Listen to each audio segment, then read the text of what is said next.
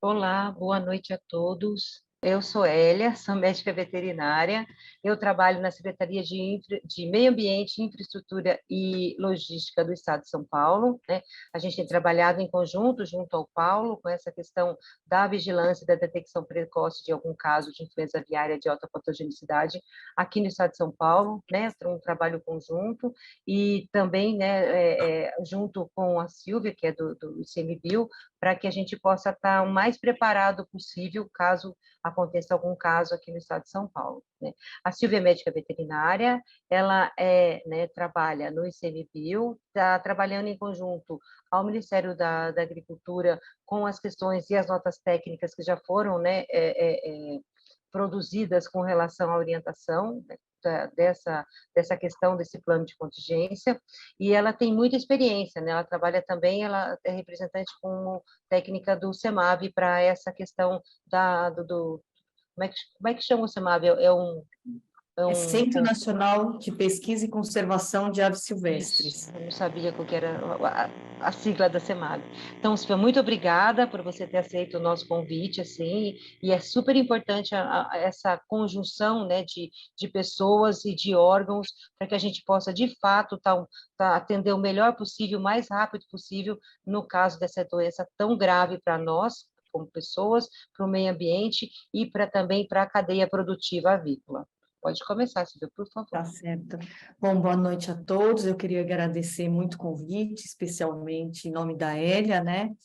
Que é uma pessoa que eu admiro muito. Eu falo que eu queria ter 10% da energia dela. E você vê que ela está muito envolvida nesse problema atual, né? E sempre tentando agregar as pessoas.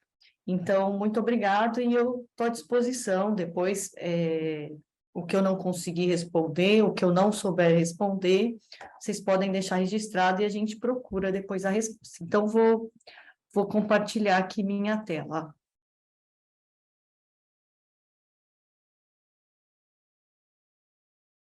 Está compartilhada?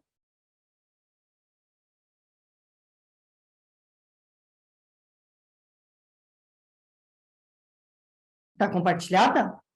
Sim, Silvia, pode continuar. Tá. Então tá bom. Deixa eu só tirar. Está aparecendo alguma... Não, né? Não tem nada no meio da tela atrapalhando.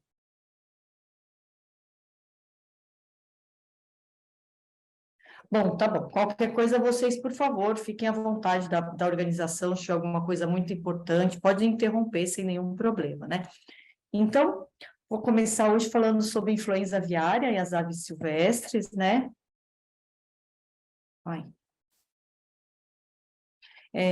Bom, a gente vai falar hoje, né, do vírus da influenza aviária de alta patogenicidade, né? E para falar um pouquinho do vírus da influenza, né, ele é o quê? Ele é um RNA vírus, como vocês podem ver nessa figura, né? Onde os subtipos dele são caracterizados, né, pelas proteínas de superfície diferentes. Então, a hemaglutinina e a neuraminidase, elas vão mudando conforme o subtipo viral, né? Então, o vírus da influenza, né, ele é classificado como um hortamixovírus, né, e tem os subtipos A, B, C e D. Os subtipos, então, eles são baseados nasquelas proteínas de superfície que eu mostrei anteriormente. Bom, além do influenza vírus, né, tem outros vírus dentro da mesma classe do ortomixovírus, porém com baixo potencial, né, de infecção dos humanos ou nenhum potencial, né? Bom, a gente tem no influenza vírus 4 tipos antigenicamente distintos, né? O tipo A, B, C e D.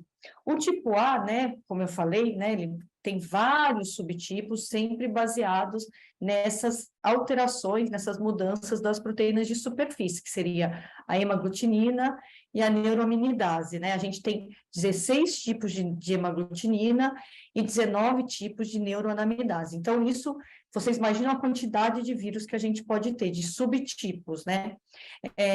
Então, O subtipo A, ele é o que é mais sensível e suscetível a variações antigênicas, é o que mais sofre pequenas mutações, né?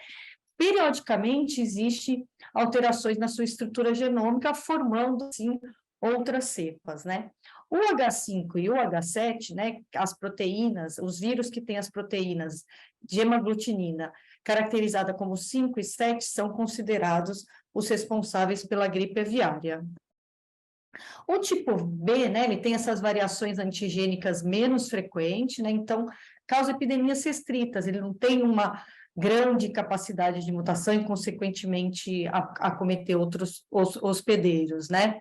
O tipo C, desculpa, é antigenicamente estável, né, apresenta doença subclínica em humanos, tem pouco destaque de saúde pública, e o tipo B não tem notificação em humanos, acomete bovinos, caprinos e suínos.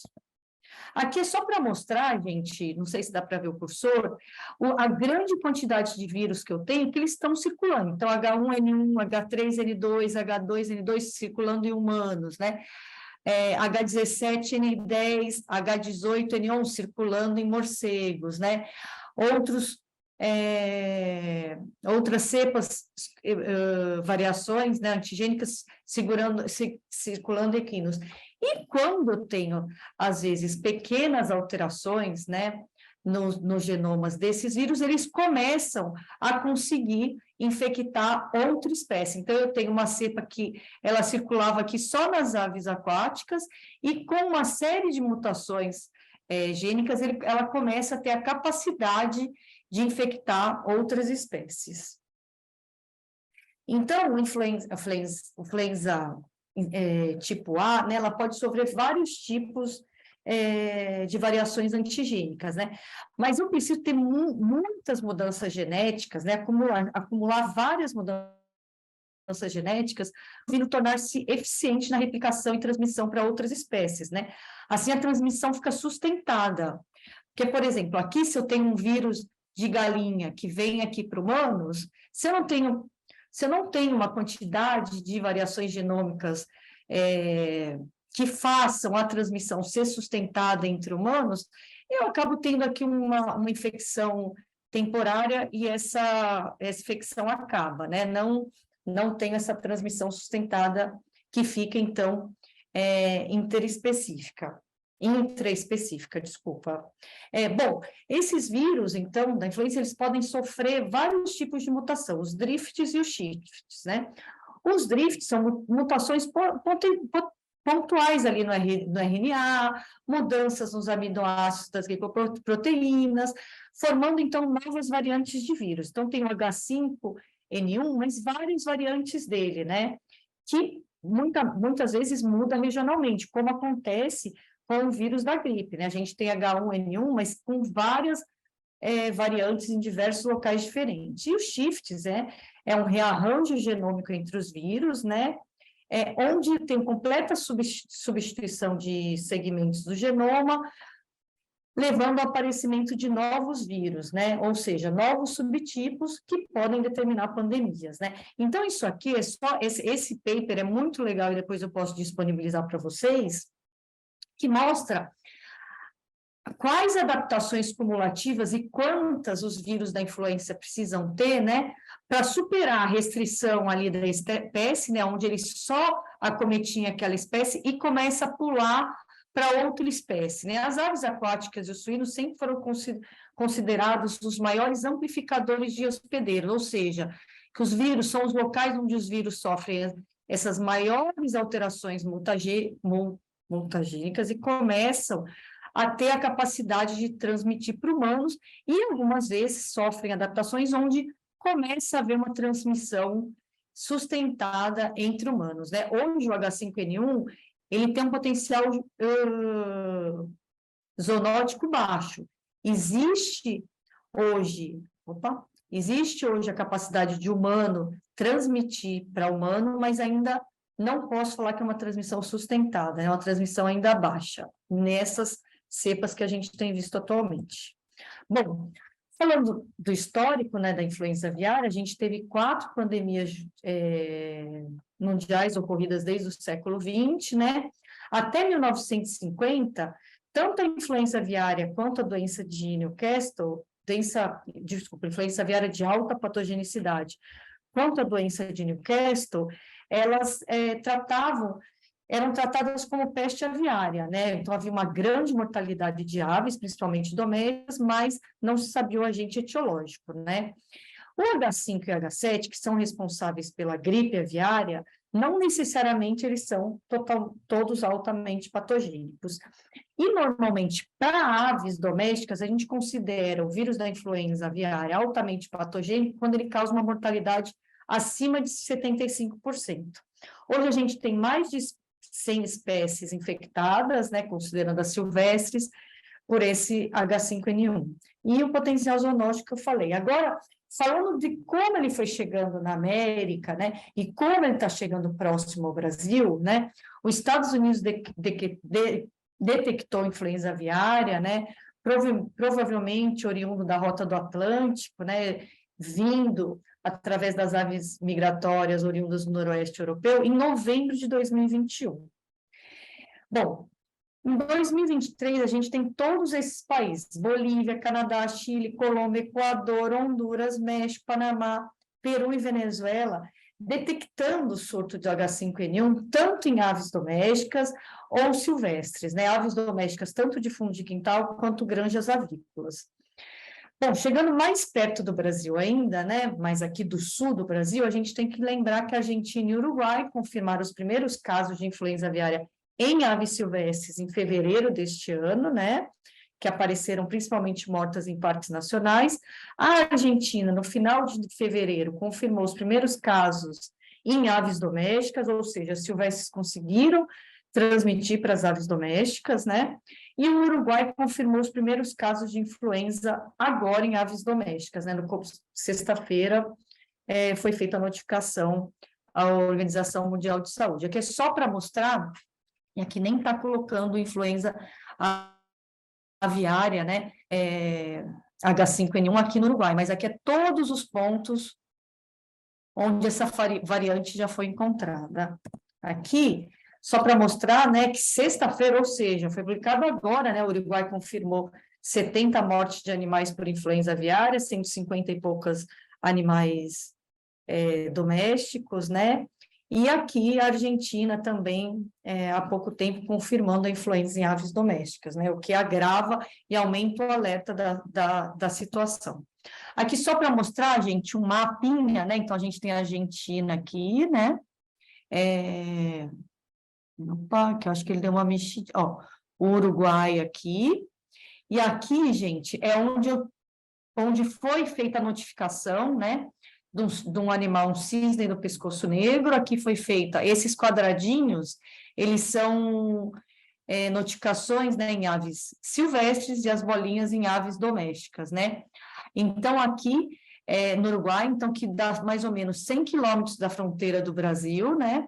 Foi notificada a presença do H5N1 em uma população de cisne negro, que possivelmente é a mesma população que ocorre no Brasil, né?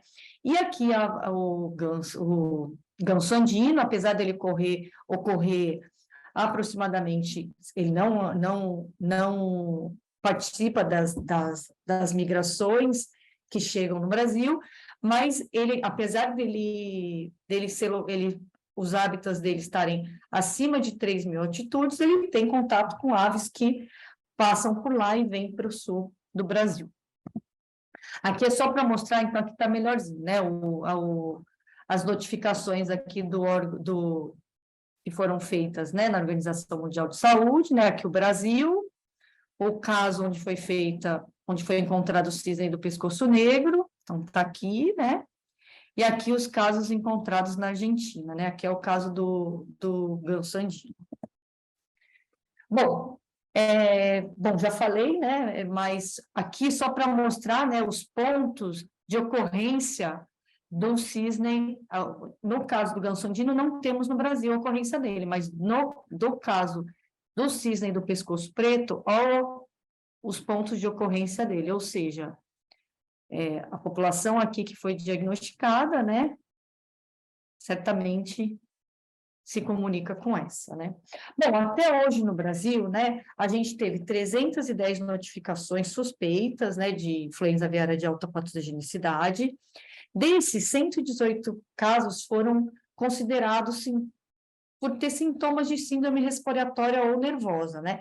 17 foram registrados pelo mapa como suspeitos, entretanto, todos tiveram resultados negativos. Mas por que a gente tem que ficar tão em alerta, né?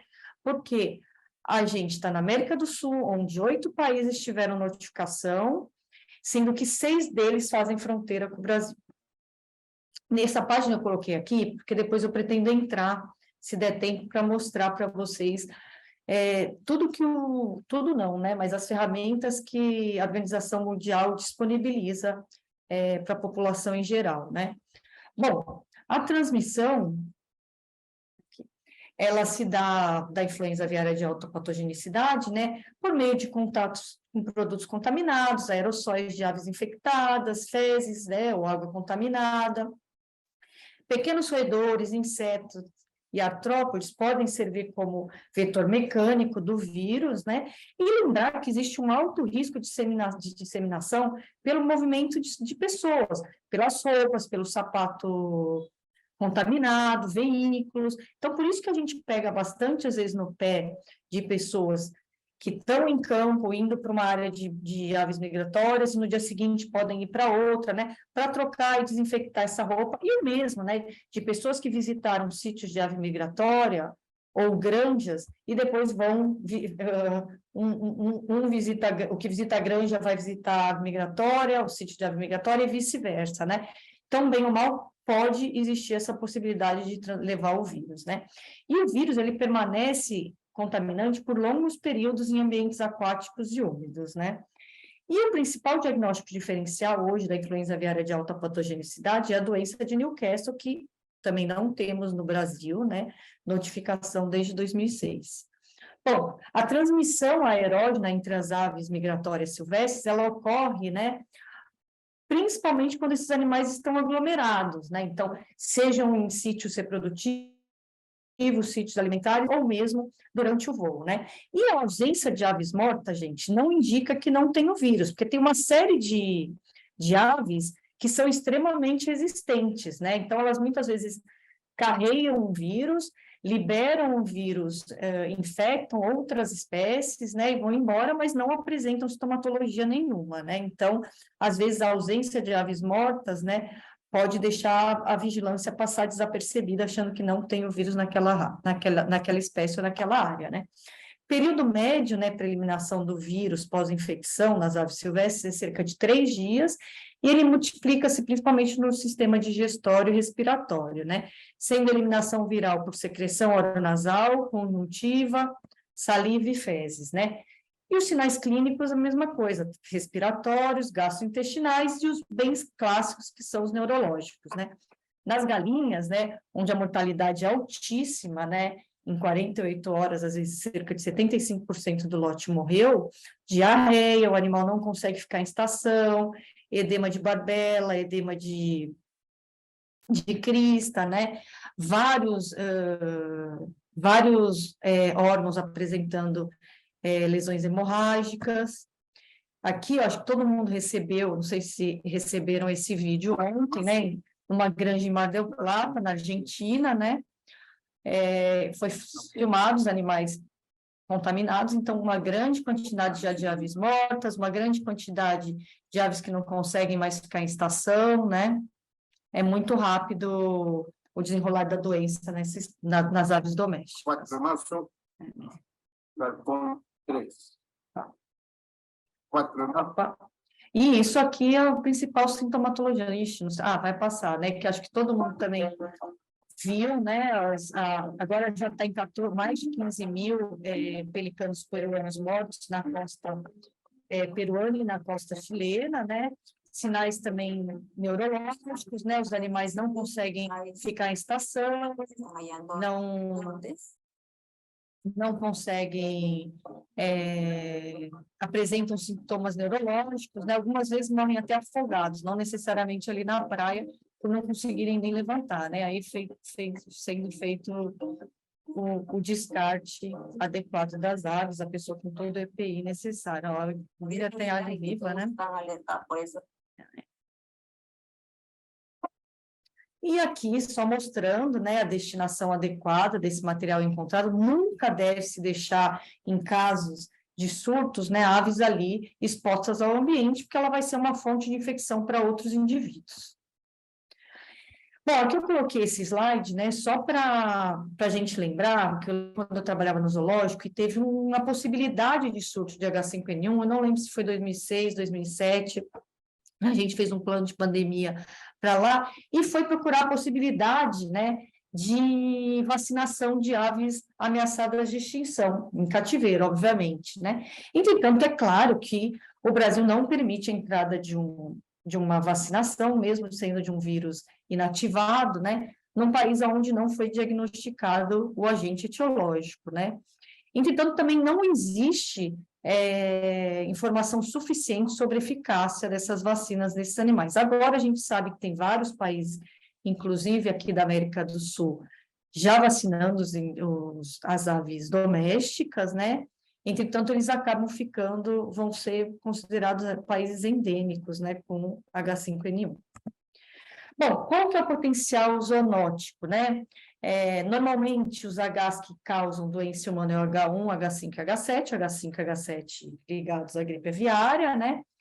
E a transmissão para humanos ocorre normalmente por contato direto com aves infectadas, secreção respiratórias e fecal oral, superfícies contaminadas, ingestão de carnes mal passadas, né, de aves, e os sintomas variam com o grau de patogenicidade viral, são sintomas bem genéricos, né, de síndrome gripal, né, febre elevada, sinais respiratórios, às vezes dor de garganta, conjuntivite, né, que é só mostrando, né, onde o vírus, os principais amplificadores virais, né, que levam à capacidade, né, do vírus infectar humanos. Bom, desde 2003, a gente teve 870 casos aproximadamente no mundo, né, de H5N1, havendo uma quantidade de 50% de óbitos. Agora, são poucos casos nesse surto, né, aqui na América a gente teve um caso de um funcionário de granja em abril de 2022, ou seja, ele tinha um contato direto com uma granja onde foi encontrado o vírus. No Equador, uma criança de 9 anos que veio a óbito também tinha muito contato com animais domésticos, aves domésticas criadas, né, em fundo de quintal. Entretanto, agora a gente está vendo em Camboja, né, a capacidade do vírus infectar, a gente teve 58 casos de 2003 a 2023, entretanto, agora estão estudando lá o vírus do H5N1 que está conseguindo, né, se manter a sua transmissão de humano para humano. Não significa ainda que é uma transmissão sustentada, mas foi notificado o caso de transmissão humano para humano, né?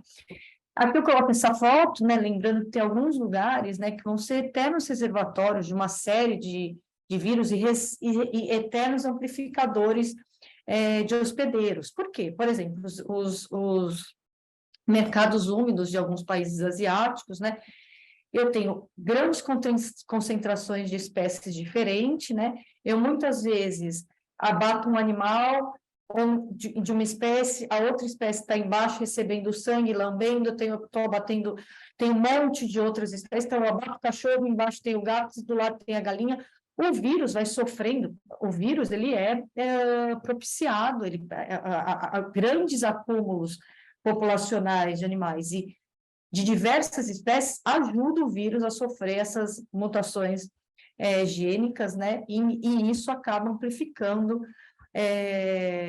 o número de hospedeiros que o vírus pode infectar.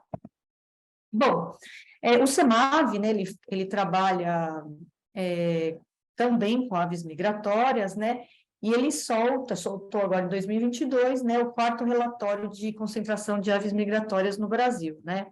Bom, o que é migração de uma ave, né? São os movimentos cíclicos e sazonais de uma população ou parte dela em seu sítio reprodutivo e áreas não reprodutivas, né? Sítios de invernada com alta fidelidade do indivíduo aos locais de reprodução. Então, outras áreas onde ele vai se alimentar, né?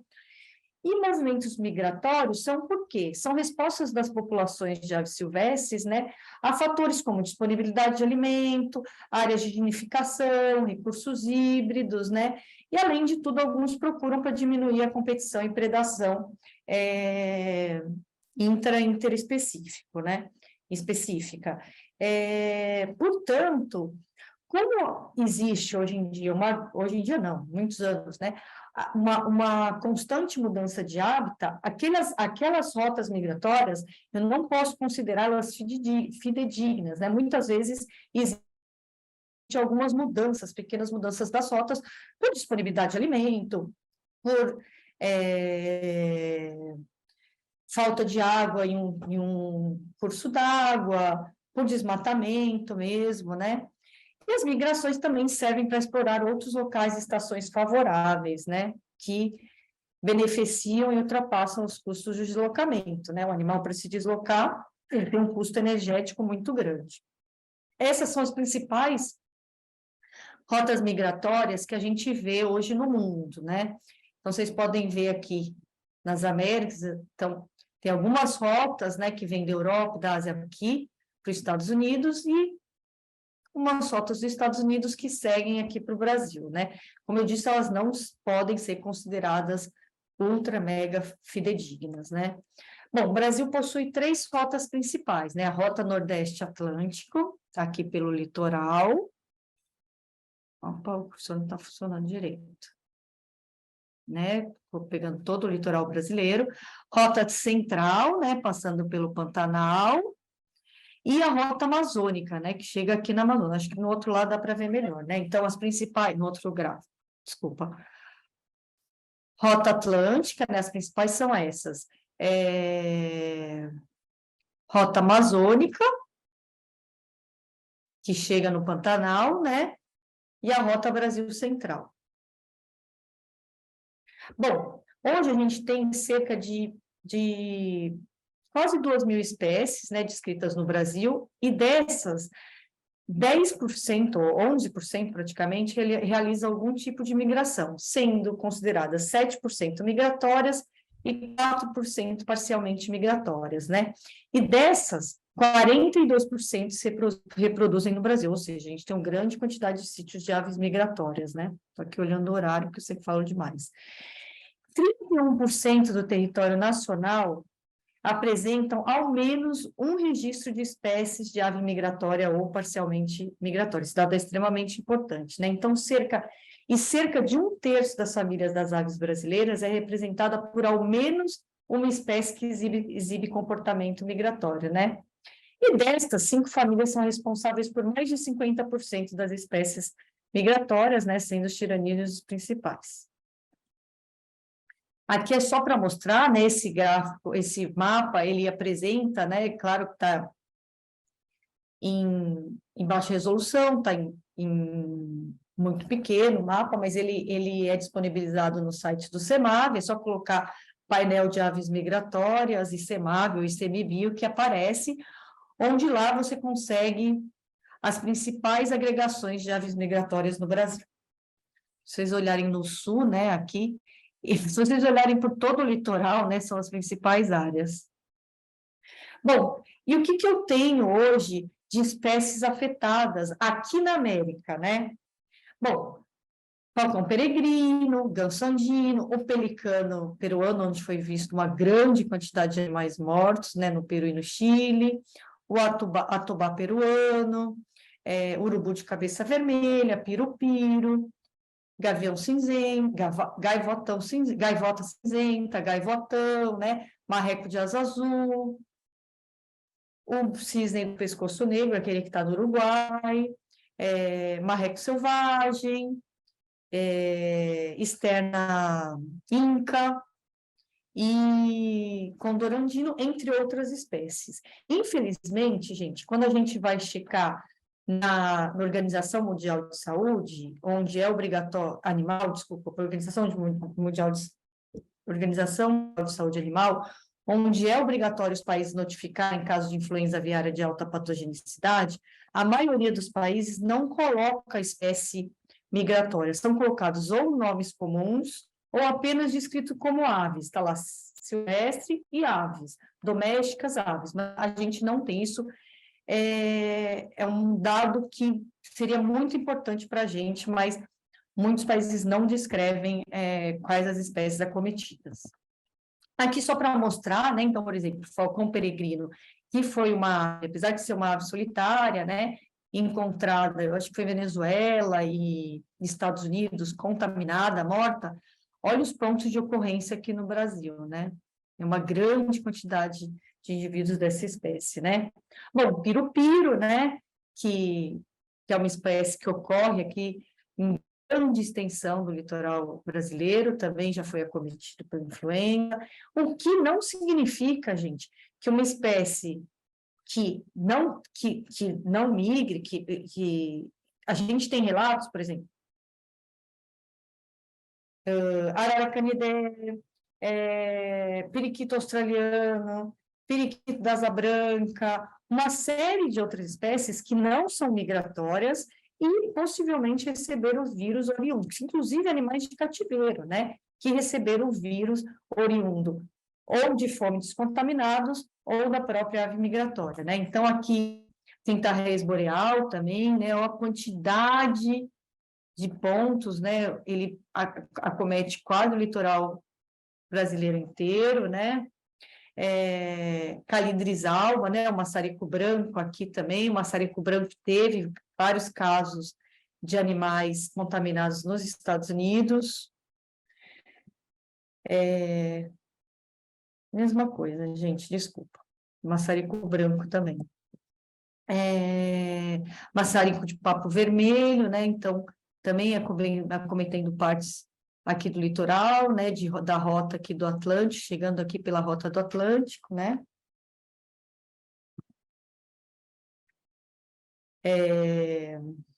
Vira-pedras, né, a gente tem outra espécie de vira-pedras, que é o vira-pedras de rabo preto, o vira-pedras preto, que já foi notificado com a doença, né, o Arenaria interptis ainda não, ou não foi relatada a espécie, né, que isso acontece, e aqui a área de distribuição dele por todo o litoral brasileiro também, né.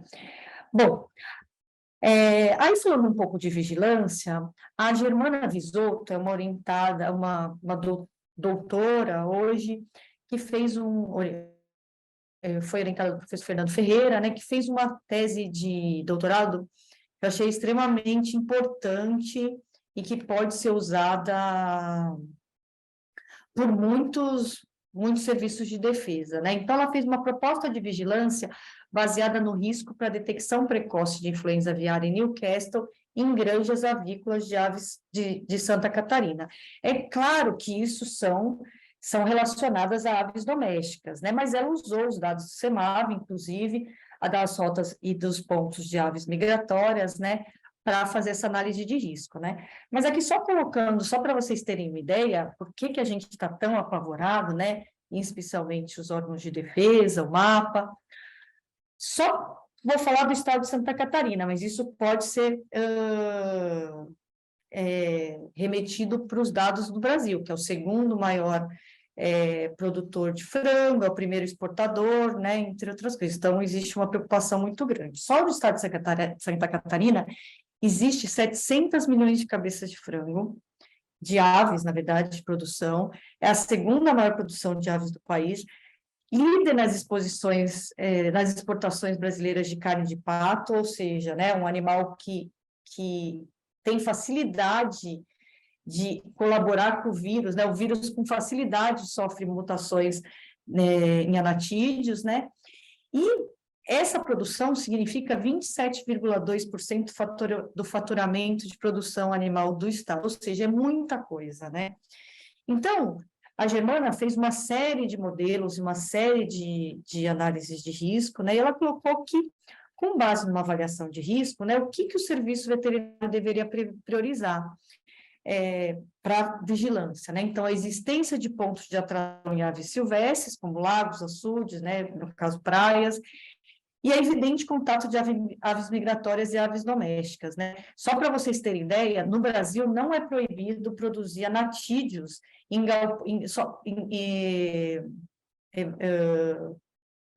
áreas abertas, é só permitido em áreas fechadas, né? Para a questão de bem-estar é péssimo, mas para a questão sanitária acaba sendo melhor. Aqui eu venho pegando a tese dela, ela elaborou esse mapa que eu achei muito interessante, né? Então, ela pegou as principais áreas de agregação de aves migratórias e colocou um número de propriedades dentro delas. Vocês têm noção? É uma quantidade muito grande. Independente de estar dentro dela, uma quantidade muito grande, né, de propriedades no entorno, muito próxima a essas agregações, né? Se vocês olharem, eu achei interessante isso aqui, a distância de corpos d'água. Claro que não significa que todo corpo d'água vai ter ave, quanto mais ave migratória, mas isso é para vocês verem a quantidade de corpos d'água que tem e a distância, né, das propriedades avícolas dos corpos d'água. Então, de 0 a 100 metros, mais ou menos. Olha a quantidade, que é assim, bem clarinho. Então, realmente é um risco que precisa ser levado em consideração. Bom, falando em vigilância, né, a vigilância passiva hoje tem sido feita através de notificações, mas é muito importante, né, pensar em estabelecimentos comerciais que vendem mais de uma espécie de ave, né, e mais de uma espécie, várias espécies, né, isso é extremamente importante.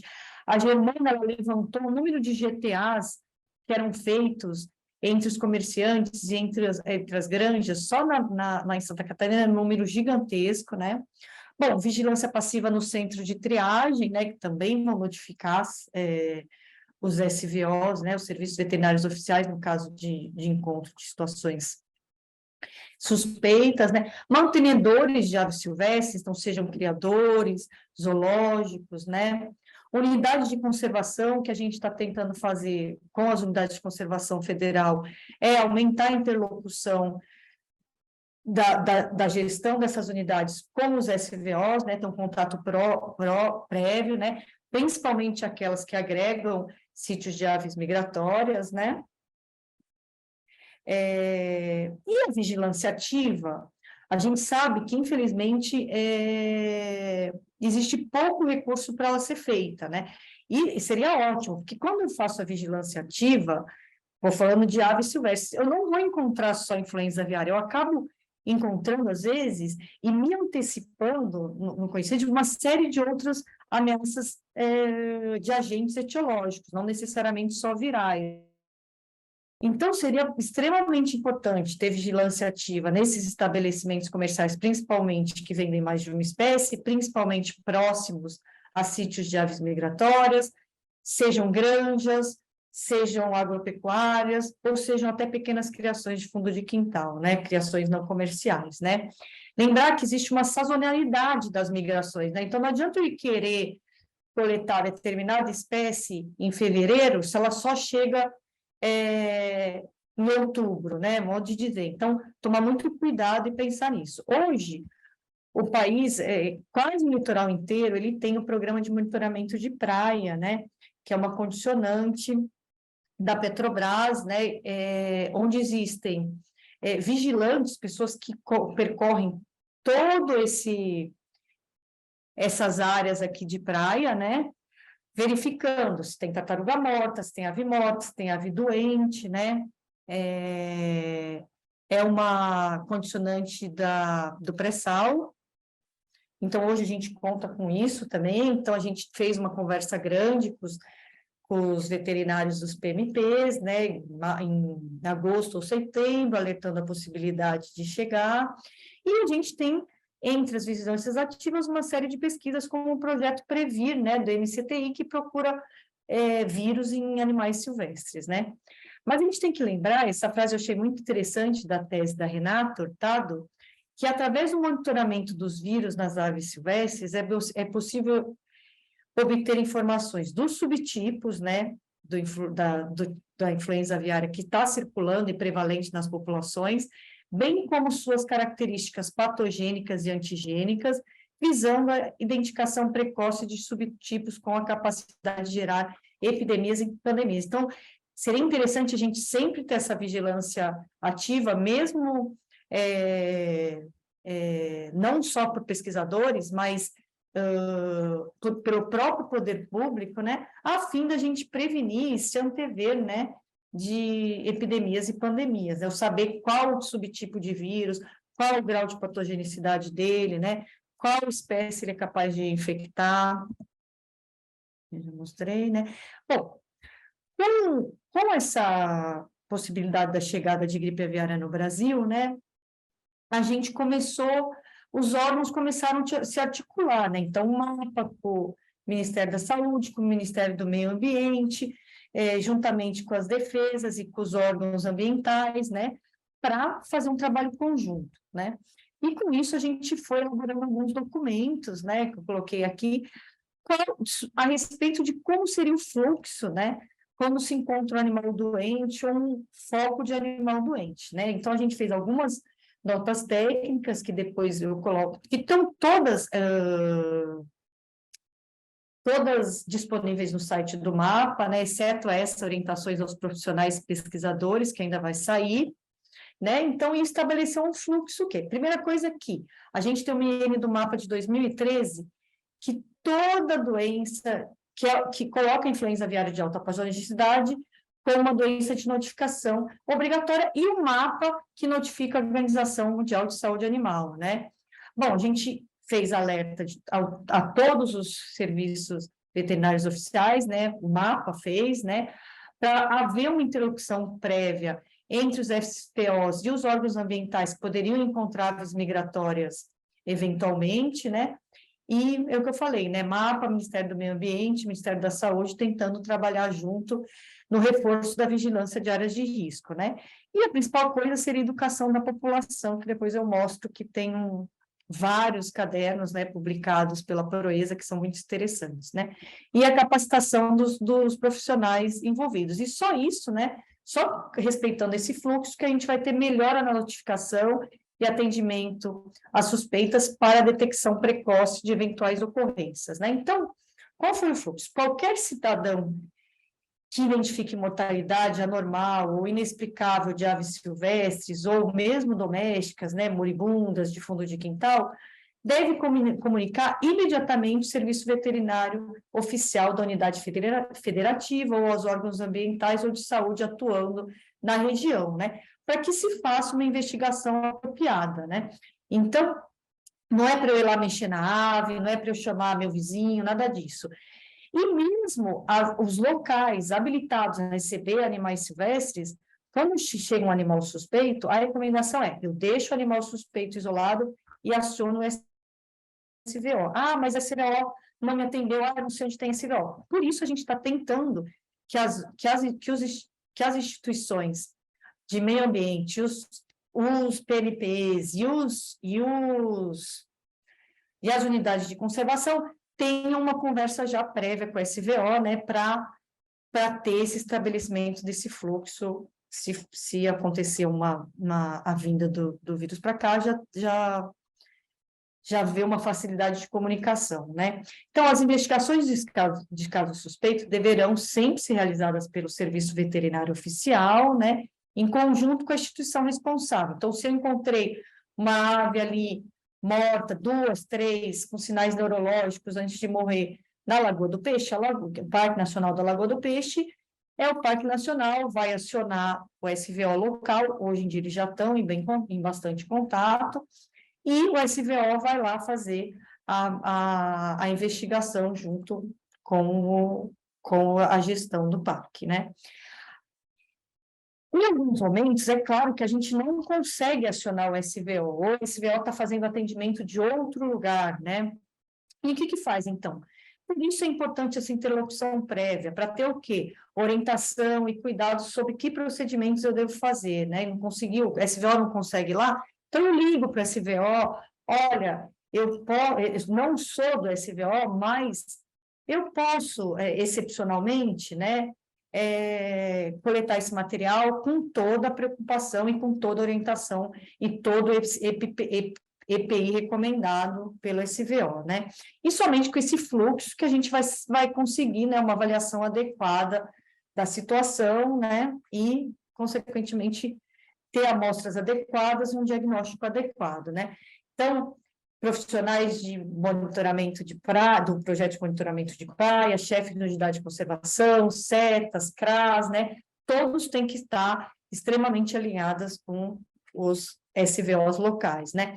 E todas as amostras de casos prováveis de influenza aviária de alta patogenicidade devem ser enviadas ao Laboratório Federal de Defesa Agropecuária, que fica em Campinas. Ou seja, não adianta eu mandar o material para um laboratório particular, ou seja, mesmo uma universidade, quando ela chega no diagnóstico de influenza aviária, ela tem que encaminhar para o laboratório de referência. Por que o MAPA fez isso, né?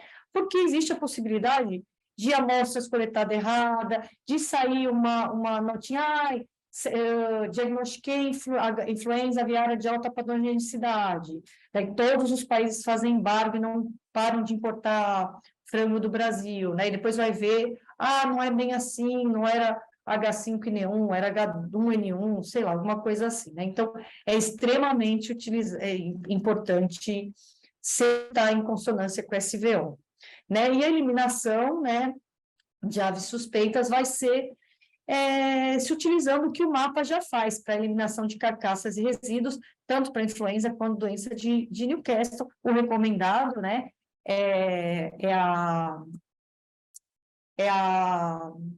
enterrar esses animais, né, a mais de 6 metros. Não sei se isso é possível, né? Aqui eu coloquei, né, a página de influenza do MAPA, que tem uma série de sites, de matérias e de material importante sobre influenza aviária. Também tem o site da Embrapa, que é bem interessante. Esse agricultura para notificação, se eu tenho um caso que eu tenho suspeita, eu posso fazer a notificação via site também, né? E lembrar que o principal que eu tenho que fazer hoje, né, com essa com essa situação da influenza aviária de alta patogenicidade cada vez mais perto, né, é a educação, né? Então, por exemplo, o MAPA tem, aqui a gente tem a Hélia, tem a Tânia, que colaboraram muito para fazer esse caderno, né? Tem uma série de podcasts, até que é o Diálogo para a Prevenção da Influenza Aviária, né? Ele fala influenza aviária que não, tanto para criador, não só para ornitólogos, como cada um pode colaborar. Então, hoje, o que a gente tem que fazer, eu acho que de principal, é amplificar o conhecimento para o máximo de órgãos ambientais, de órgãos de pesquisa, de faculdades, que a gente conheça, e para ornitólogo, para criador, para mantenedouros. Aí, bom, aqui eu coloquei, eu vou entrar depois não, eu vou entrar antes, gente. Vocês só me avisam se vocês estão... 5 minutos, Silvia, para acabar. Tá acabando mesmo. Aqui, gente, é só para mostrar o site da Organização Mundial de Saúde, né? Onde saiu do modo apresentação, Silvia. Desculpa. Aí. Vai.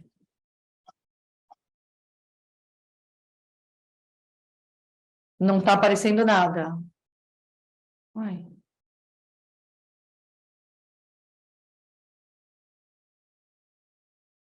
Saiu, Hélia?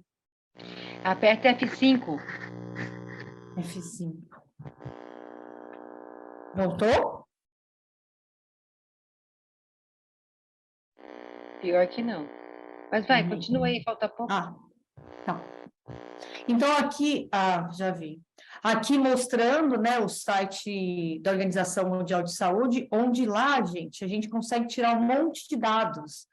Então, aqui, ó, as últimas notificações que eu tive na Argentina, eu venho aqui no animal, coloco se ele é terrestre ou aquático, eu seleciono o país que eu quero, eu seleciono qual a doença, então, influenza aviária de alta patogenicidade tem em frango, tem em animais silvestres. Aqui a gente consegue retirar todos os dados, né, hoje em dia, de notificações, né, que são obrigatórias, né. E para finalizar, né, queria falar bem mais, mas a Elia não deixa, brincadeira, eu sei que fala demais, lembrar hoje que a gente tem mais de 200 zoonoses conhecidas, né, 60% dessas doenças infecciosas em humanos têm origem em animais, mais de 75% das doenças infecciosas dos seres humanos têm origem animal também. De cada 5 novas doenças humanas que aparecem todos os anos, 3 delas são de origem animal. Entretanto, pessoas, animais, compartilham e sempre compartilharam, e sempre vão compartilhar muitos micro-organismos, né? 80% dos patógenos que infectam animais são multi-hospedeiros, incluindo os humanos. Tem uma série de influenza aviária que acomete humanos e acomete um monte de outras espécies que a gente nem sabe, né?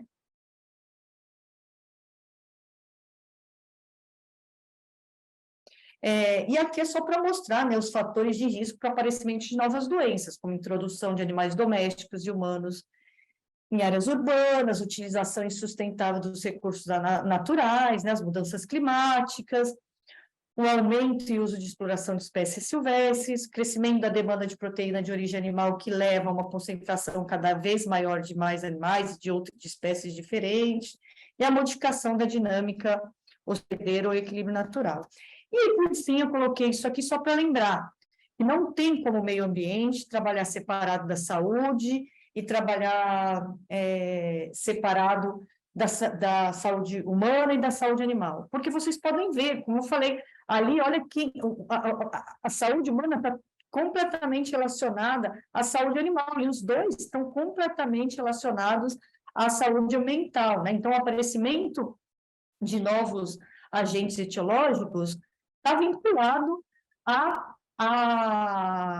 ao encontro, né, dessas três esferas. Então, hoje não tem como a gente trabalhar sozinho. Aqui está meu e-mail, quem quiser falar comigo, desculpa, eu queria mostrar mais do site da Organização Mundial de Saúde, e eu falo que vale muito a pena, de saúde animal, né? Vale muito a pena vocês entrarem lá e explorar. Eu entro a cada 5 minutos para ver onde é uma nova notificação, ou onde não tem notificação, onde apareceu um novo vírus, né? Da influenza. O Uruguai achou mais algum foco, não achou? Então, vale muito a pena utilizar esse site. Ele vai estar na minha apresentação, que eu acho que vai ser disponibilizada para vocês. Acho que parou de compartilhar, né? Ainda não, está compartilhando ainda. Acho que tem um delayzinho, né?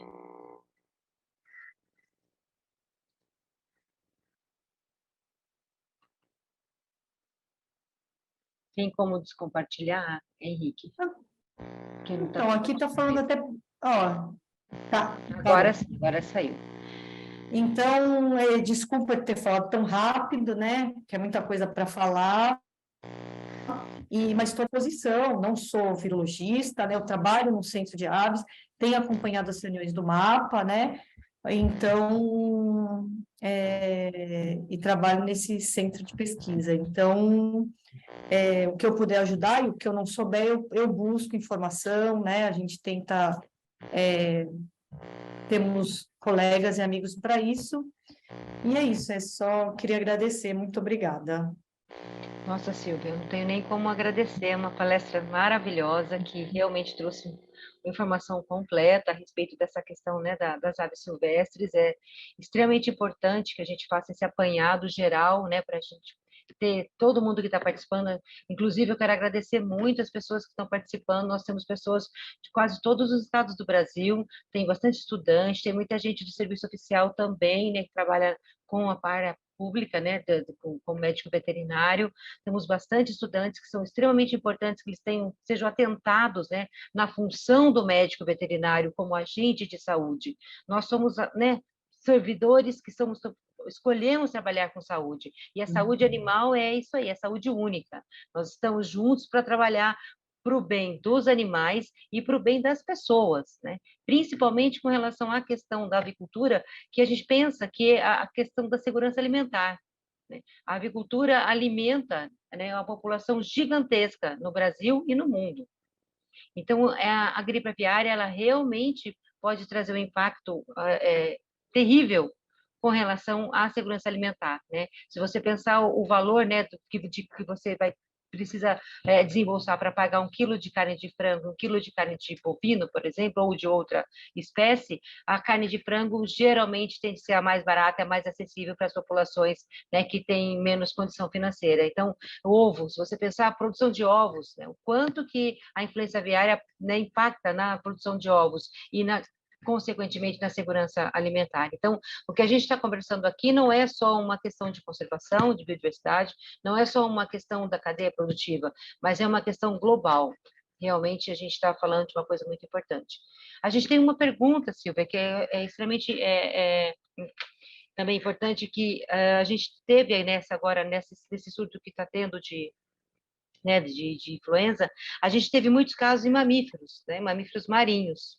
E a Selma, né, Samiko Miyazaki, ela perguntou, né, e os casos de influenza aviária relatados em mamíferos, né, aquáticos no Peru atualmente? Eu queria que você pudesse falar um pouquinho só, rapidamente, para a gente não atrasar muito a palestra do Paulo também, para a gente ter tempo no final de ter algumas conclusões e conversar também. Você podia falar, por favor?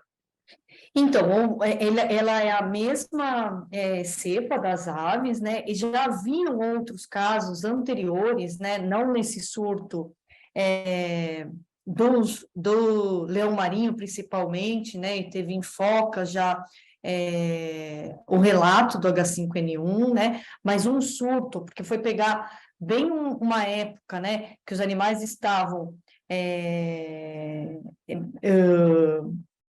numa agregação ali possivelmente reprodutiva, e o grande problema é que o vírus, a variante ali que tá circulando entre os leões, né, ela é aquela que já tem uma transmissão sustentada, né, intraespecífica, ou seja, um leão marinho consegue transmitir com outro, facilitando muito mais a disseminação do vírus, né? Aqui no Brasil, a gente tem essa mesma estepesse ocorrendo ali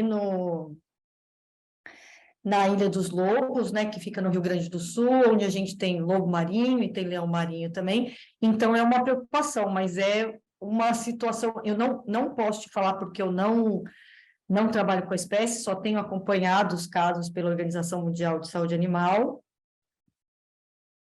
mas realmente foi uma perda populacional ali gigantesca, né? E eu espero que não, né? Mas existe também a possibilidade do vírus chegar nos nossos mamíferos marinhos aqui no Brasil, né? Não sei se eu respondi ou não. Respondeu sim, Silvia. Muito obrigada. Eu agradeço por demais, né? A gente tem nossa convivência já de algum tempo, né?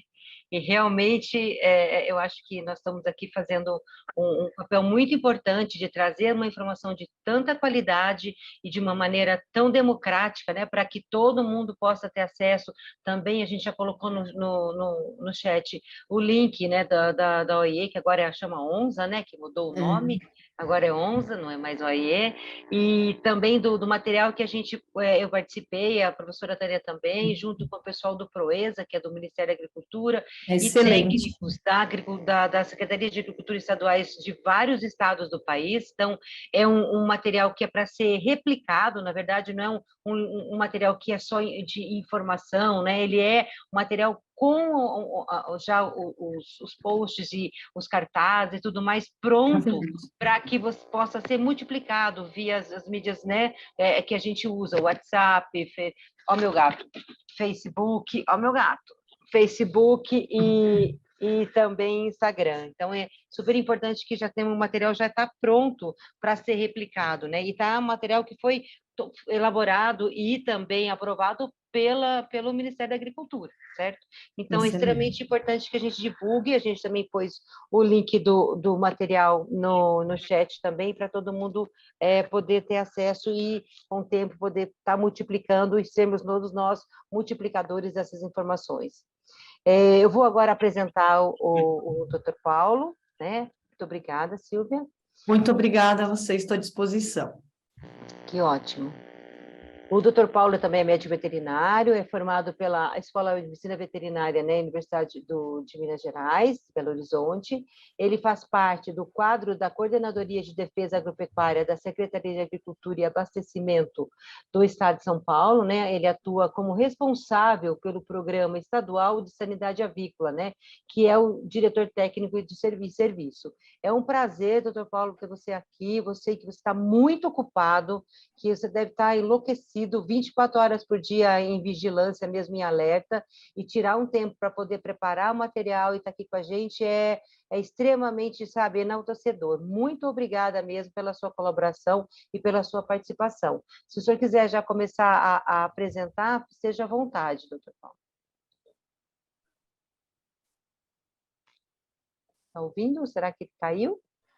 Boa noite, Hélia. Boa noite a todos. Nós estamos, né, Hélia, em estado de atenção máxima e queria primeiramente agradecer em seu nome ao Conselho Regional de Medicina Veterinária pelo convite. Eu acho que é muito importante nós aqui do estado estarmos apresentando que nós estamos atentos à situação que a agricultura nacional vem passando e o que nós temos feito e procurado fazer, né? Primeiramente, para apresentar a nós o quadro, que acho que muita gente não conhece, o Serviço Estadual, a coordenadoria foi criada em 2001. Logo no ano seguinte, se criou o Programa de Sanidade Avícola e também todos os outros programas da área de vegetal e animal também, todos os programas de peculiar interesse do Estado. Nós somos um órgão vinculado à Secretaria de Agricultura, assim como a CAT, que é o nosso órgão de extensão, a APTA, que é o setor de pesquisa e tecnologia, e agora com esse governo que entrou, a gente também tem o ITESP. Então, no nosso organograma, nós somos ligados diretamente ao gabinete do secretário, e dentro da coordenadoria nós somos subdivididos no Departamento de Defesa Sanitária e Inspeção Vegetal, outros de Inspeção Animal, nesse caso que o programa Sanidade Avícola está inserido. Nós temos um Departamento de Trânsito e Análise de Riscos, um Departamento de Capacitação, Educação e Saúde Única, um Departamento de Logística Laboratorial e as nossas unidades regionais. Nós estamos subdivididos em 40 unidades por todo o estado, sendo que a nossa sede fica em Campinas. Nosso corpo técnico, nós dispomos hoje de 159 agrônomos, 174 veterinários e 292 profissionais de carreiras de apoio, distribuídos no estado todo. Com isso, eu estou querendo dizer que, pelo menos em cada unidade nossa, tem um veterinário presente. Só para dar um desperta também, como a Silvia já fez, na situação da influenza aviária, não só na América, como no mundo. Em setembro passado, dia 13 de setembro de 2022, a FAO fez um alerta sobre o risco do H5, né, a influenza de alta patogenicidade, está migrando da América do Norte para a América Central e América do Sul, e relatando uma das maiores migrações de aves já vistas. O que ocorreu depois é o que todos nós sabemos, né? A partir de outubro começaram a pipocar os focos aqui positivos, começando por Colômbia, Equador, e aí por conseguinte, principalmente primeiramente, né, em aves silvestres, em aves de fundo de quintal, e agora, mais próximas a nós, na Bolívia, no Uruguai, na Argentina, também ocorrendo em aves comerciais, como também no vídeo que a Silvia mostrou de uma granja de matriz na Argentina. Nos Estados Unidos, no ano passado, a gripe aviária matou mais de 50 milhões de aves. Matou e foram abatidas, aqui a gente tem que entender isso. Isso aí leva um grave prejuízo para a economia americana, fez que os ovos sumissem das prateleiras, né? Agora a pessoa vai comprar ovo no supermercado, ele é fracionado o consumo.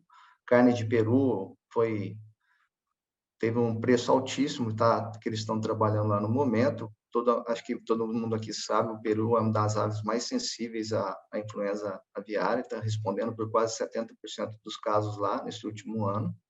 E um dado muito importante, na penúltima grande pandemia, que foi lá em 2015, 2016, da influenza, a responsabilidade, entre aspas, estava em 30% dos casos atribuídos diretamente às aves silvestres. E agora, nesse ano, mais de 80%. Com relação à Europa, 2021, 2022, já é tido como o maior surto de influenza naquele continente, atingindo, dessa vez, 37 países, chegando até, nesse caso, em Portugal. Foram 2.467 surtos em aves de corte, 3.573 casos de gripe aviária de alta patogenicidade em aves selvagens, e quase o mesmo número que foi observado nos Estados Unidos de aves abatidas ou de aves mortas devido à influenza aviária. A situação, como a Silvia já mostrou no mundo da influenza hoje, mostrando a América do Sul aqui comprometida, Estados Unidos lotado, a Europa mais ainda, né, de focos de influenza de alta patogenicidade. E para adentrar já um pouquinho no trabalho do Estado em vigilância para a influenza, sempre lembrando que a defesa agropecuária, sempre que foi defesa agropecuária, trabalhou em vigilância para influenza aviária em Newcastle, né? E no sentido que a gente tenha conhecimento das rotas de aves migratórias que podem ter alguma sazonalidade diferente, alguns quilômetros para cá, outros para lá, mas que a gente sabe que elas existem, que elas ocorrem. As aves migram a partir de setembro de cada ano, retornando a partir de abril. A gente tem esse trabalho feito brilhantemente pelo ICMBio, que nos mostra a rota Nordeste Atlântica, que pega São Paulo aqui na sua parte praiana, né? A rota Brasil Central, que corta o estado como um todo, e a rota amazônica, que também chega via Pantanal ao oeste do estado. Com isso, só para evidenciar o trabalho do ICMBio, os pontos de concentração de aves migratórias no Brasil todo e principalmente aqui no estado de São Paulo. Por que eu estou mostrando isso aqui? Para vocês verem a geolocalização dos estabelecimentos avícolas em São Paulo, como é que se dá. Então, grave um pouquinho esse quadro aqui, que mais à frente a gente vai estar mostrando a distribuição dos estabelecimentos avícolas em São Paulo. Sempre aí, quando a gente faz um trabalho de vigilância, a gente tem que ter ciência que as aves aquáticas, principalmente as limícolas, são os pontos de interesse nosso, que novos surtos têm surgido a partir delas, principalmente as anseriformes, patos, marrecos, as charadriformes, né, gaivotas, maçaricos, batoíras, e sabendo como que está ocorrendo agora nesse último surto de influenza, que surgiu uma nova cepa de maior patogenicidade, está levando a maioria, a mortalidade dessas aves também. Conforme uma instrução normativa do Ministério da Agricultura de número 50, a influenza aviária é uma doença de notificação obrigatória para qualquer caso suspeito e ela deve ser feita por qualquer cidadão brasileiro. Ou seja, não precisa ser um veterinário, um servidor oficial que vá fazer essa notificação. Qualquer pessoa que tenha conhecimento, que tenha algum relato de mortalidade de aves anormal, ou um caso de sintoma suspeito, como sintomas respiratórios ou nervosos, deve fazer uma notificação, né? A partir da notificação feita, aplica-se a medidas do plano de contingência elaborado pelo Ministério da Agricultura, que ele está no ar, aí, publicado desde 2013, mas que no momento ele está passando por uma revisão. A notificação, normalmente o Ministério da Agricultura criou um sistema próprio, onde são inseridas essas notificações, que é o sistema Sisbravet. Aqui eu estou mostrando para vocês o site da Defesa Agropecuária do Estado de São Paulo, e foi criado um link para fazer a notificação. Qualquer pessoa é obrigada a vir aqui e fazer essa notificação? Não. Nós, do Serviço Oficial, somos obrigados e podemos receber qualquer tipo de notificação, seja ela por telefone, contato pessoal, e-mail ou diretamente pelo sistema. A partir dessa notificação, nós somos obrigados a fazer o lançamento no Sisbravet. No corpo de veterinários privados do Estado, muitos deles já fazem notificação de ocorrências de suspeita em caso de mortalidade na área comercial diretamente no sistema Sisbravet. E como que esse sistema se comporta? Ele sabe classificar a regional que está envolvida, o tipo de espécie que está afetada e dispara e-mail para aquela pessoa que vai ter que dar um atendimento para aquela notificação. E conforme padronização do Ministério da Agricultura, após notificação recebida e feita, nós temos um prazo de 12 horas para fazer o atendimento. Esse atendimento é no local, deslocamento nosso da nossa unidade até o local da notificação. Como é que o Estado vem trabalhando no sentido de vigilância para influenza aviária?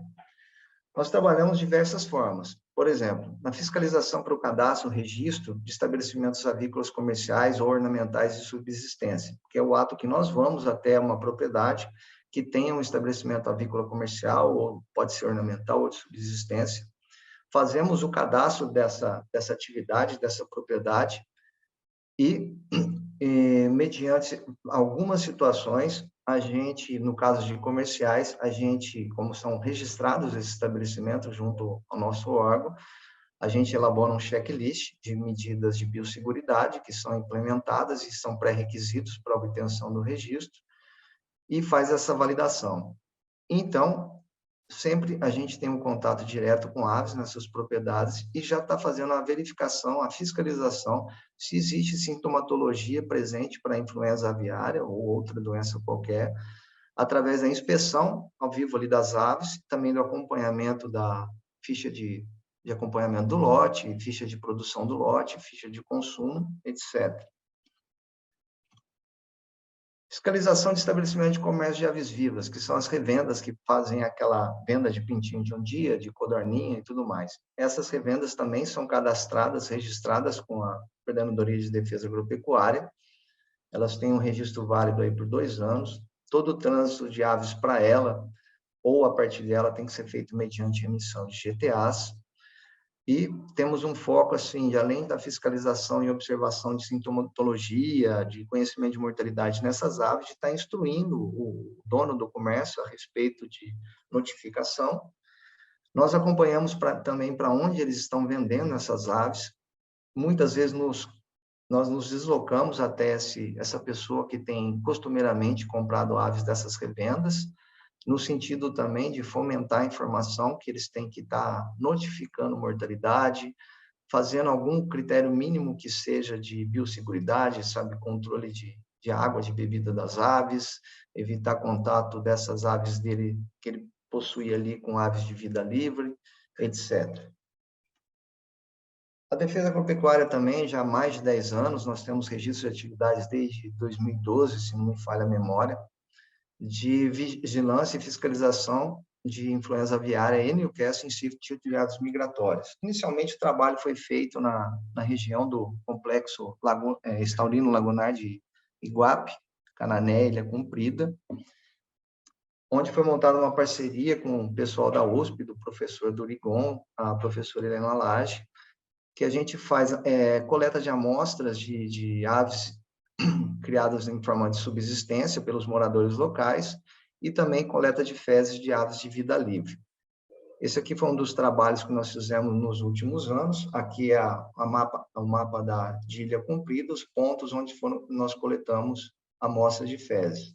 E, a partir daí, começamos a identificar novos sítios, prováveis sítios de aves migratórias dentro do estado de São Paulo. O primeiro aqui foi dentro do Jardim Zoológico, e um segundo aqui dentro da cidade de Rio Preto, dentro de um condomínio, onde também foram avistadas aves neárticas.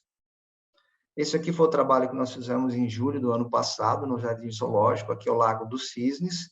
Esse aqui ao fundo é um bando de marrecos irerês.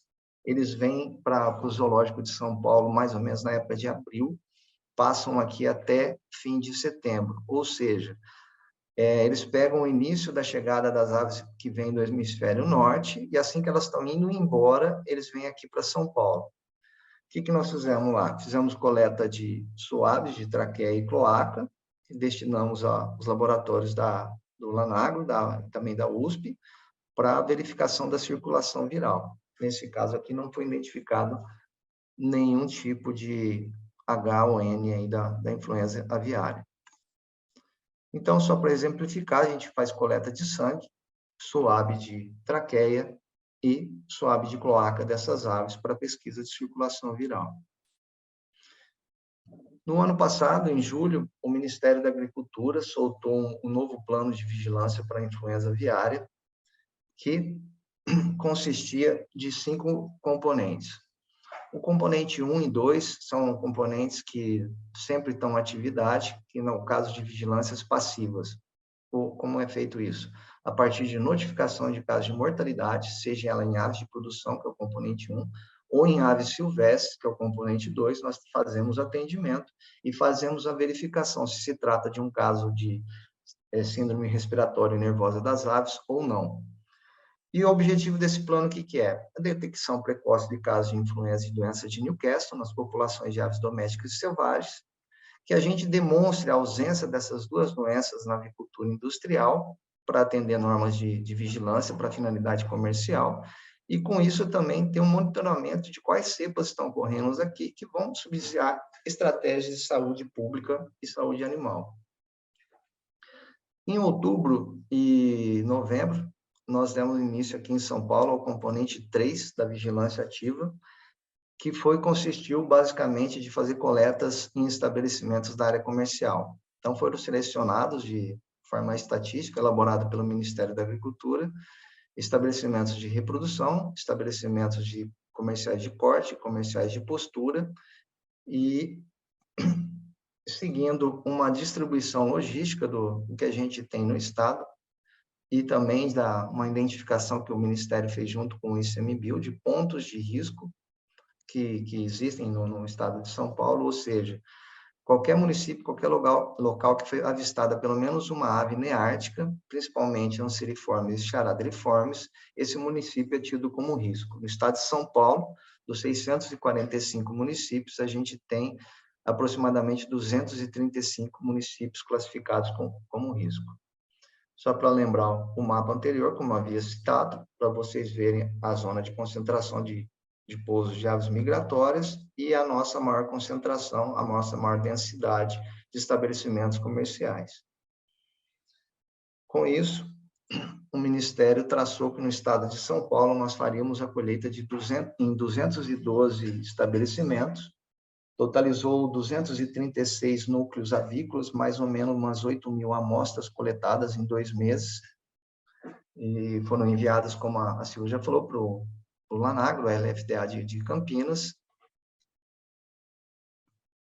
E agora, em fevereiro, nós demos início ao componente 4 do plano de contingência, que consiste em coletar amostra em aves de subsistência ou em aves de criações de pequenas escala, localizadas em pontos de maior risco de introdução de influenza. Como é que são classificados esses pontos de maior risco? Também a partir desse trabalho conjunto, Ministério da Agricultura e ICMBio, em cima de rotas de aves migratórias, e foram identificados vários pontos e para monitoramento. Com isso, nós tivemos 85 pontos de coleta no estado, são esses pontos que eu marquei em amarelo, e em 72 municípios. Nós já iniciamos agora, a partir de fevereiro, começo de fevereiro, as coletas. Nessa semana agora, só a título de curiosidade, nós estamos fazendo a coleta com apoio do quadro do Corpo Veterinário da Associação Paulista de Avicultura na região de Registro, Cananéia e Iguape.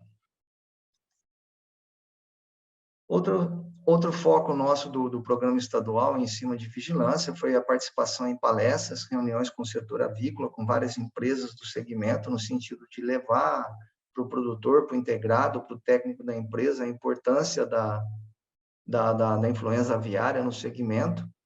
Desde o ano passado, antes mesmo do despertar do Ministério, para a gente fazer essa compactação entre órgãos, entre setores, nós já vínhamos fazendo um contato estreito com a Secretaria do Meio Ambiente, já fazemos um trabalho com os PMPs que atuam aqui no estado. A gente tem um na região de Cananéia, que é o IPEC, tem um na região de Ubatuba, outro ali na região de São Sebastião, Santos e Itanhaém, e trabalhamos da seguinte forma, de disponibilização de materiais e EPIs para que sejam, se houver notificação, se houver mortalidade nessas áreas, que possa ser feito o colheita o mais breve possível.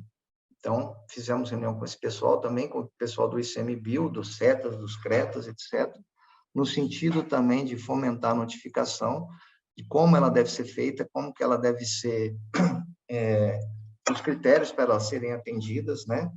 A gente coletar, qual a gente coleta amostra, como a gente não coleta amostra, porque a gente tem ciência, principalmente galinha morre todo dia, e a gente tem que selecionar o que a gente vai estar trabalhando, né?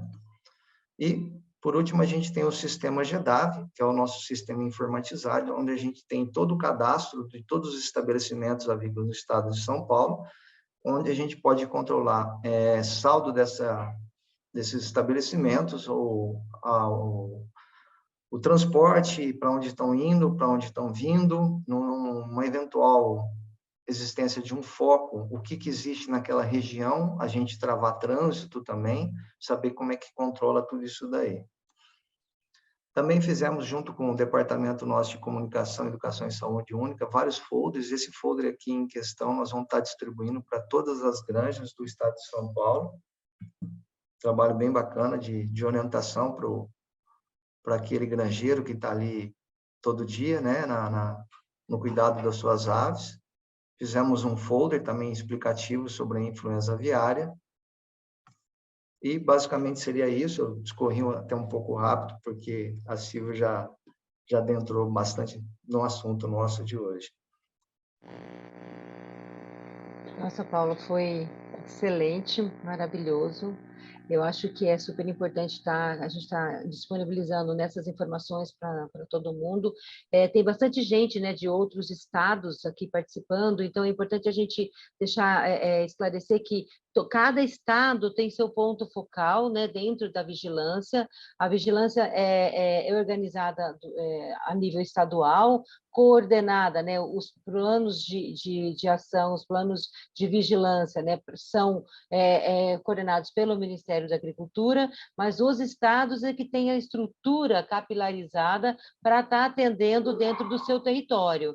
Então, é super importante que as pessoas que estão aqui nos assistindo, que elas possam verificar nos seus estados, dentro da Secretaria de Agricultura ou do órgão, né, correspondente, quais os pontos focais e buscar essa relação de contatos para poder também otimizar, né, essa comunicação no caso de aparecimento de casos, né, de mortalidade ou de suspeita de mortalidade, né, imprevista de aves silvestres.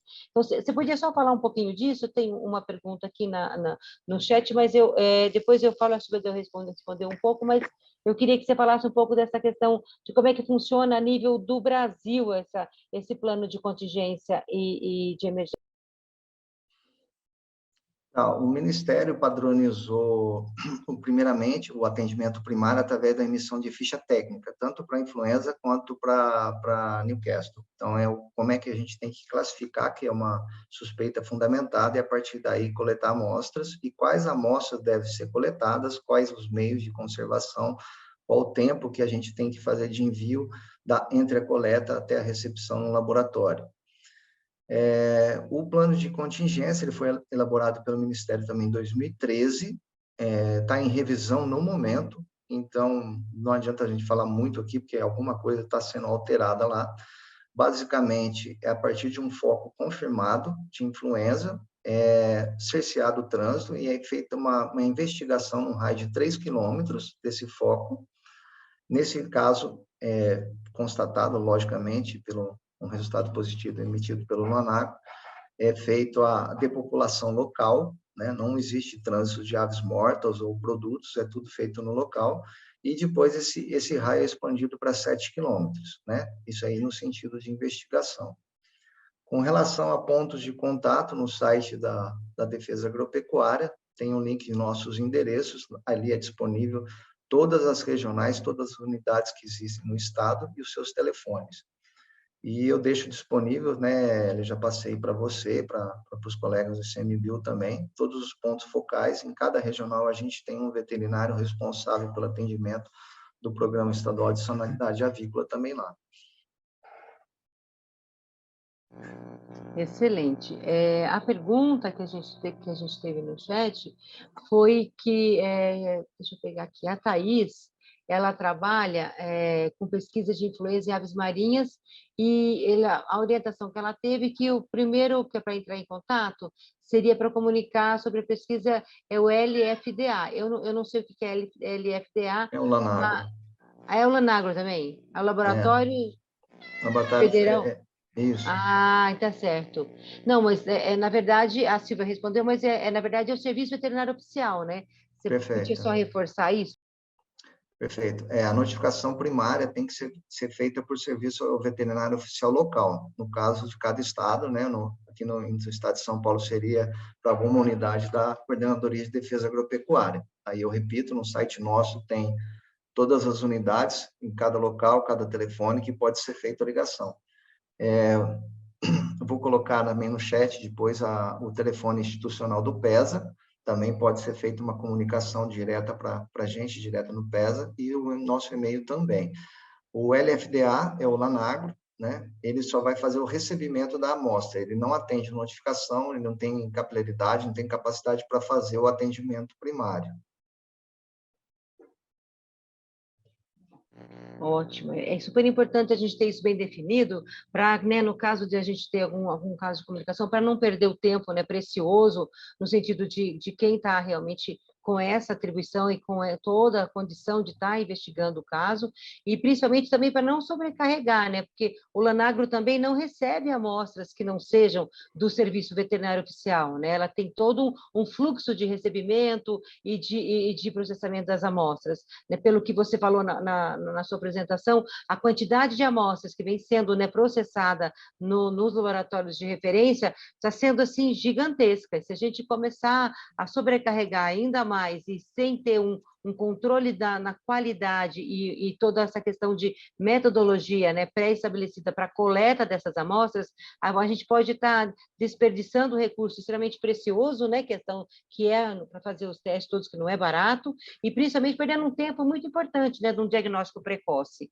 Então, eu acho que isso é super importante deixar bem claro, e as pessoas que estão aqui participando, que são dos outros estados, essa rede, né, é importante que ela seja estabelecida, principalmente quem já trabalha com fauna silvestre, ou quem já está assistindo, que é de algum órgão, né, da parte da agricultura ou da parte do meio ambiente. É muito importante que essa conversa que a gente está tendo aqui no estado de São Paulo, e que eu sei que já está acontecendo no Rio de Janeiro, que já aconteceu no Paraná, que também já está acontecendo em Santa Catarina e no Rio Grande do Sul, é extremamente importante que a gente reforce isso, que essas redes locais sejam fortalecidas, né, estejam prontas para que a gente possa estar agindo o mais rápido possível em qualquer parte do país. Porque os mapas lá que foram apresentados por você e pela Silvia mostram que o risco, né, de caso por uma ave contaminada que venha nessas rotas, nessas diferentes rotas, em qualquer estado, né? Acho que não tem nenhum estado que não tenha um ponto de ave migratória. Pelo menos eu não consegui perceber no mapa que foi mostrado. Então, é um trabalho conjunto, né, do Brasil, não é só de um estado ou de um serviço, ou do meio ambiente, ou da saúde, ou da agricultura. Eu acho que é uma ação realmente conjunta que a gente está, graças, né, que a gente está conseguindo fazer com antecedência, né? A gente teve um exemplo terrível, que foi a Covid, que pegou todo mundo assim muito desarmado e, né, e desorganizado.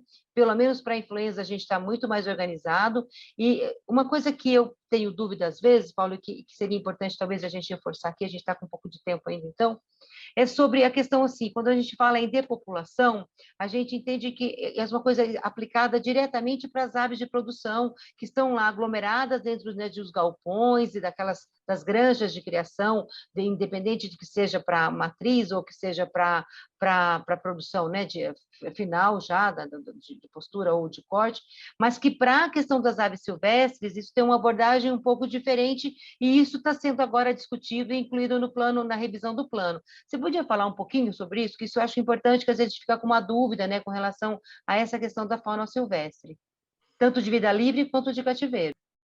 Sim, vamos lá. Primeiro, para contribuir um pouco com o que você falou, a colheita e o envio de amostras, ela é padronizada pelo Ministério da Agricultura, vale para qualquer estado do Brasil. Ela é feita mediante também a inserção de dados no sistema Sysbravet. Todo formulário que a gente gera ali, o pessoal do LFDA já recebe lá no laboratório, já sabe que vai estar recebendo aquela amostra, e ali a gente forma o que foi coletado, qual espécie que foi coletado, data, etc. Então, tem que ter esse padrão, não dá para sair coletando aí sem seguir isso aí, que o laboratório não vai receber, porque isso aí para preceitos de critérios de validação, não só nacional, mas também internacional. Com relação a critérios de depopulação, isso aí é um grande senão de todo foco de alguma doença, seja ela uma fitose, seja ela uma influenza, né? Isso está sendo revisado pelo Ministério da Agricultura. Eles entendem também que tem casos particulares, no caso de ave silvestre, não pode ser trabalhado como é feito para a área comercial, e sim, eles vão posicionar de formato diferente. Ainda não soltaram, então a gente não pode estar falando aqui, vai ser assim, vai ser assado, a gente precisa que esteja publicado, mas o comportamento vai ser diferente. A antiga OIE, né, a OMSA, já há mais de um ano, ela reclassificou os critérios de notificação da influenza aviária, ou seja, antes, se tivesse um foco em aves silvestres ou aves de subsistência, o país, o estado, perderia o seu status comercial. Hoje, não. Hoje, se nós temos um caso na subsistência ou em aves silvestres, o país não perde o seu status comercial. E daí também, acho que é o mesmo raciocínio do critério de depopulação, do critério de raio de atuação, etc. Não existe, por exemplo, nenhum sentido em se fazer depopulação em aves silvestres, né? Isso não tem efeito benéfico nenhum e tapar o sol com a peneira não resolve nada. Ótimo, é bem importante, né? Porque a gente fica com essas questões de como é que isso vai ser abordado, e a gente acho que todo esse desenvolvimento e essas novas abordagens e planejamento está sendo tudo feito agora, e pelo que eu tenho participado, né? Eu acho que a Silvia também, a doutora Tânia, né? A professora aqui, Tânia Raso, que é a professora aqui da USP, que ela está acompanhando a gente aqui. Muito obrigada, Tânia, por você estar aqui também. Também a gente vem discutindo todas essas ações, né? Como é que a gente vai poder trabalhar dentro de um centro de triagem, se tiver um caso suspeito, como é que a gente vai trabalhar num criadouro conservacionista, né? Com relação a essa questão, né? Da conservação de espécies ameaçadas, né? Com esse risco. E a gente também não sabe muito como é que essa cepa agora que tá ocorrendo, como é que ela também vai se comportar em diferentes espécies silvestres que podem estar sendo, né? Expostas dentro dos criadouros comerciais ou conservacionistas ou dos jardins zoológicos. Então, tudo isso está sendo construído de uma maneira conjunta e está enriquecendo muito, trazendo muito conhecimento para todo mundo, né? Que a gente traga essas informações e discuta também, não só na academia, mas também no setor produtivo, e no setor produtivo não só de aves de produção para corte e postura, e também na parte, né, de ornamentais, na parte de fauna silvestre. A gente tem o mercado de fauna silvestre extremamente forte e cada vez mais, né, aumentando o número de criadores autorizados.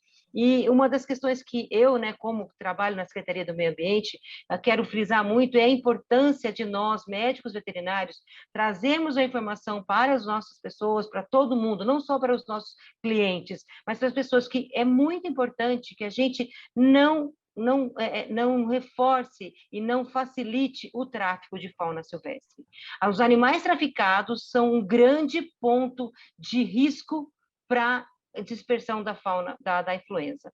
Porque os animais que estão em criadores comerciais autorizados, animais que estão em lojas autorizadas, que estão numa granja que está cadastrada, tudo isso é uma coisa que a gente tem mapeado, como né, o doutor Paulo falou, mas o tráfico a gente não sabe. E o tráfico, os animais estão numa condição extremamente de deficiência de imunidade, de exposição, de promiscuidade entre diferentes animais. Então, ali é o meio de cultura, digamos assim, para que o vírus possa ter uma condição de se amplificar, replicar e sei lá, ter alguma outra condição de estar contaminando, ou ter um spillover, ou repassar para as outras espécies, aumentar essa patogenicidade. Então, nesse caso, além da questão da conservação, a questão da ilegalidade, o tráfico é extremamente importante. Então, a gente que trabalha com fauna silvestre, a gente é um educador, a gente precisa conscientizar as pessoas de que adquirir animal silvestre de um lugar legalizado não é só uma questão de crime ou não, mas principalmente uma questão de segurança sanitária, porque minimamente esse animal teve um atestado, teve um acompanhamento de um profissional médico veterinário. E os animais que são traficados não tem nada disso. Então, isso é extremamente importante que a gente traga, né, à tona e nessa discussão, mais ainda com a influenza. Eu não sei se mais alguém tem alguma pergunta, não sei se você, Paulo, Silvia, gostariam de finalizar alguma outra colocação para a gente poder estar encerrando daqui a pouco, que eu acho que foi extremamente rico, né? A palestra de vocês foi maravilhosa. Hélia, Tem uma pergunta para o Paulo aqui. eu vi a pergunta sobre a Eu não estou criação vendo o chat. sobre a criação de aves em sistema livre, né?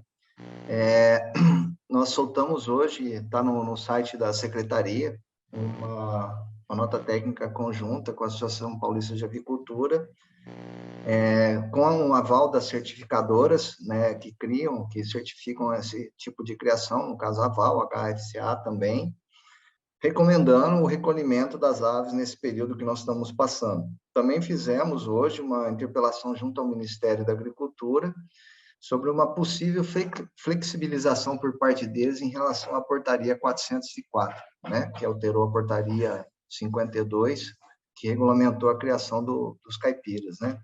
Então, nós estamos trabalhando nesse sentido, sim, né? Estamos recomendando, não é uma determinação, não tem penalidade, não tem nada, recomendando o recolhimento das aves. Provavelmente, nos próximos dias agora, a gente vai ter que tomar outros tipos de atitude com relação à preservação, à vigilância, etc. Mas esse tipo aí de criação nós já estamos atentos, sim. E, no momento, é a recomendação de recolhimento dessas aves.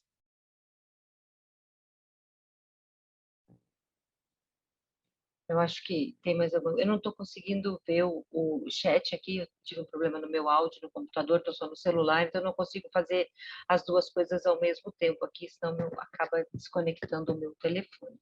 Eu acho que não tem mais alguma pergunta? Você podia ver, Silvia? Ou Eu acho que não tem, não. não? Então, eu passo a palavra para vocês, se vocês quiserem finalizar, para poder a gente estar encerrando o evento. E, mais uma vez, muita gratidão a vocês pelo tempo que vocês despenderam para preparar esse material, para estar aqui com a gente e estar todo mundo junto e alerta para poder fazer o melhor possível para minimizar os impactos, né, que provavelmente a gente vai sentir com essa doença se ela entrar aqui no Brasil. Eu que agradeço imensamente a iniciativa, fico muito feliz aqui de estar do lado do Paulo, daqui de São Paulo, né? Estou muito bacana a sua palestra, Paulo, gostei muito das iniciativas que vocês estão tendo, espero que a gente consiga realmente unir forças agora para frente, né? Não só em situações emergenciais, né? Mas que a saúde, o meio ambiente e a unidade animal, né, consigam andar um pouco mais juntas aqui para frente, né, e agradecer muito e falar que eu estou à disposição, agradecer muito a iniciativa do CRMV, né, e todos os parceiros que vêm colaborando com a gente minimizar os possíveis danos no caso da entrada do vírus, né? Então, um abraço a todos, estou à disposição e boa noite, muito, muito obrigada mesmo, mais uma vez. Silvia, da mesma forma, também agradeço a oportunidade, acho que é muito importante esse tipo de contato, esse tipo de explanação do que a gente tem, da atenção que a gente está tendo, né? E eu sempre penso o seguinte, mesmo nesses momentos ruins, difíceis, surgem coisas boas, né? Nós aqui no programa, sempre falamos que tínhamos que ter essa integração, conhecer as pessoas que estão no meio ambiente, no ICMBio, não sei o quê, para desenvolver ações melhores, mais eficazes, né? no sentido de vigilância. Não sei se, infelizmente, ela apareceu dessa forma, mas a gente tem que saber aproveitar também. Então, Hélia, pessoal do Conselho, agradeço muito a participação, acho muito importante, meu contato está aí no chat, precisando, e que fomentemos aí o sentido da notificação e da vigilância. Muito obrigado. Nós que agradecemos aqui do pessoal da Comissão, né, de Animais Selvagens do Conselho de Medicina Veterinária aqui do Estado de São Paulo, e estamos também com, os contatos foram colocados no chat, os links também dos sites, que são importantes com relação a acompanhamento das notificações, né, e do material também que já está pronto, disponível para ser, né, divulgado e multiplicado, né. Então, estamos aqui, né, todos alertas e unidos para que der e vier. Esperamos que não venha, se venha, venha muito leve, para que a gente possa ter menos risco possível, né? Eu acho que a gente já pode encerrar. Agradeço novamente, agradeço a todos os participantes. Realmente a gente teve uma plateia muito grande, o pessoal acompanhou o tempo todo, foi assim, foi muito enriquecedor. Eu aprendi muito, e olha que a gente está o tempo todo falando disso, toda vez que eu assisto um evento, uma coisa com relação à influenza, eu aprendo mais coisas. É um assunto que não tem fim. Isso é verdade. Muito obrigada a todos, e tenham uma boa noite, e vamos ficar alerta, prestando atenção no que está acontecendo e multiplicando informação. E é muito importante que a gente não multiplique falsas mensagens. Fake news pode pôr em terra todo esse trabalho, porque qualquer questão que cause um pânico na população, quem primeiro vai sofrer vai ser a fauna silvestre. Como no caso da febre amarela, né? Nós tivemos quantos animais que foram mortos por conta desse medo, do pânico, por causa de informações que tiveram ruídos na sua transmissão. Então, é muito importante que a gente tenha cuidado como falar, tenha a intenção de informar e não de apavorar, porque nós não temos casos no Brasil ainda, e se tivermos, estamos muito, muito bem alinhados e preparados para diminuir a expansão, né, e o risco de um risco de saúde pública, né, iminente. Então, é muito importante que a gente divulgue as informações, mas com a consciência de que a gente não está causando pânico nem alardes desnecessários. Alerta sempre é importante, mas pânico nunca. Então, isso Oélia, eu sempre coloco nas minhas palestras, eu esqueci de falar, desculpa de interromper, o controle do vírus não vai ser por meio do controle das aves silvestres ou migratórias, né? Então, as pessoas acham que vamos acabar com as aves migratórias, que a gente acaba com o vírus. Não, o que a gente vai causar um descontrole absurdo no ecossistema, então não é controlando as aves migratórias, a gente tem outras medidas, tanto de biossegurança, quanto de manutenção dos hábitats, né? Do que controlar as aves migratórias, a gente não vai conseguir controlar o vírus. Só isso, obrigada, desculpa ter, que eu precisava falar isso. Imagina, é isso mesmo. A ideia é exatamente essa, né? Ainda mais que estamos aqui dentro do Conselho de Medicina Veterinária, na Comissão de Animais Selvagens, nós estamos falando de uma ação conjunta. Nós, como os agentes de saúde, de vigilância, para poder fazer conservação, fazer saúde pública, né, das pessoas, e também, né, garantir essa questão da cadeia produtiva, né, avícola, na questão da segurança alimentar, né? E além de toda a questão econômica, dos empregos, da exportação, de tantas questões que são envolvidas nessa cadeia produtiva, que é extremamente importante para todos nós, né? Muito obrigada a todos, boa noite, a gente vai estar encerrando por aqui, e até a próxima, que logo a gente vai ter mais um evento que a gente vai se esforçar para ser o melhor possível, para trazer bastante informação importante, né, para todos nós. Obrigada, e até a próxima. Boa noite. Obrigada, gente, boa noite, obrigada.